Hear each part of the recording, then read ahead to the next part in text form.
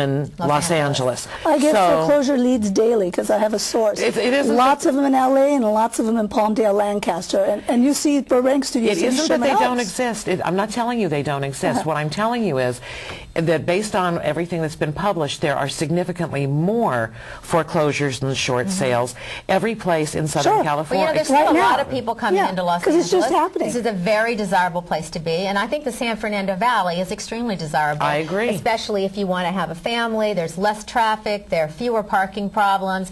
Wonderful schools. You can actually, you know, for private schools, there's some very inexpensive private schools that are $4,000 or $5,000 a year for tuition. So absolutely. I'm not sure if the other side of the hill offers that with respect to education. And not only that, you can buy 3 to 4 times the amount of house in the San Fernando Valley that you can anywhere on the west side. And now actually, which is so surprising to me, it's actually less expensive to buy a home in most areas of the San Fernando Valley than it is in areas like Thousand Oaks, Westlake, Agora. You know, and I mean, it used to be that I would take my clients out to Thousand Oaks when they couldn't afford to buy in the valley.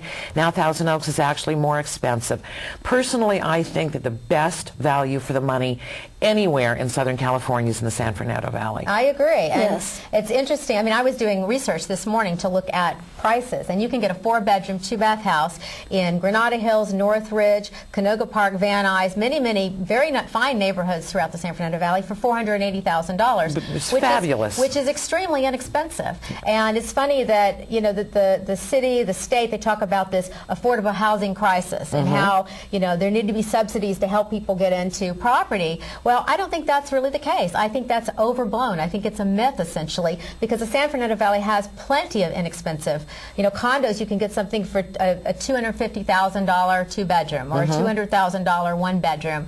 I mean, that's not a lot of money. I think part of the problem is that you have a lot of people in affluent areas that have been in rent control units, and they have this idea renting, and they feel that they are entitled to stay in Marina del Rey or Beverly Hills, and they don't want to move over to the valley. In fact, I've talked to a lot of these people, and that's the view is, well, we know it's affordable there, but we think we should be able to stay here, and the taxpayers should subsidize us to stay here. And my view is the valley is wonderful. People should be driving over the hill and looking at how much you get for your money to be in the San Fernando Valley. It's a mindset. It's a mindset. I've worked both in Beverly Hills and in the valley for half of my career in Beverly Hills and the other half in the valley, and it's a very specific mindset. There are people who would be drawn and quartered prior to driving over. They have to take Dramamine to take the 405 and come over the hill to come to the valley. And it's a mindset. It's they want the address, they want the 90210, and more power to them. God bless them. I'm happy for them.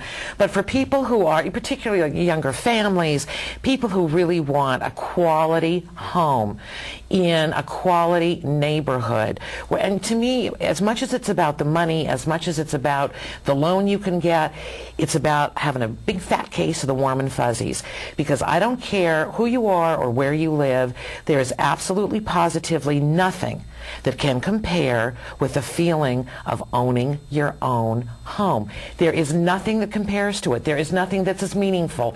There is nothing that gives you a greater sense of security, of warmth.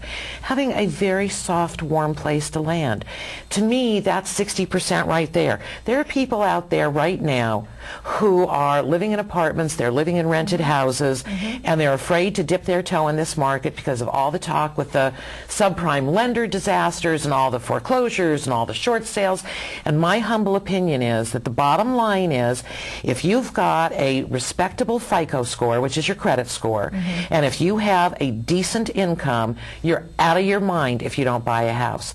And there are many reasons for that, but the primary reason is because there is nothing on this planet that can compare with how it feels at the end of a hard day to unlock that door, walk in, and be in your own home. But even if you don't have a high FICO score, you can acquire one over time. Absolutely. You can work towards that. And you don't have to have a high income to buy property. No, because you don't. You can buy property with partners. There are all sorts of ways, creative ways to be able to buy property.